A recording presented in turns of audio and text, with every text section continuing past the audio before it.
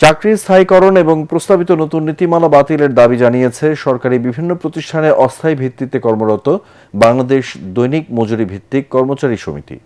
জাতীয় প্রেসক্লাবের সামনে মানববন্ধনে এ দাবি জানান তারা।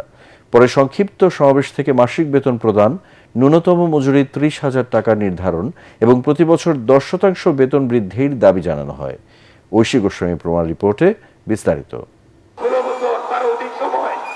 দীর্ঘদিন ধরে চাকরি স্থায়ীকরণ সহ বিভিন্ন দাবিতে আন্দোলন করছেন দৈনিক মজুরি ভিত্তিক ও মাস্টার রোলে কর্মরত শ্রমিকরা।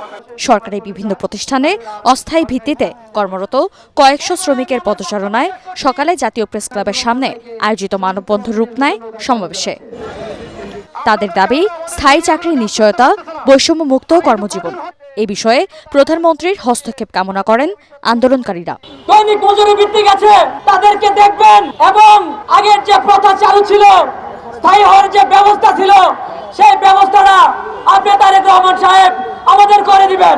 বয়স শিথিল করে সরকার যে বিভিন্ন মেগা প্রকল্প সরকারিকরণ করছে, সেই প্রজেক্টের মাধ্যমেই তাদেরকে জাতীয়করণ করুক। সুন্দর রাষ্ট্র পরিচালনা করার জন্য আমাদের শ্রমিকদের প্রয়োজন, কারণ আমার শ্রমিকরা না থাকলে আপনারা সেবা পাবেন না। তাই আমাদের শ্রমিকদের প্রয়োজন আপনাদের। পাশাপাশি উৎসব, চিকিৎসা, বাড়ি ভাড়া, শিক্ষা ভাতা ও রেশন কার্ড চালু সহ ৬ দফা দাবি তুলে ধরেন দৈনিক মজুরি ভিত্তিক কর্মচারী সমিতির নেতারা।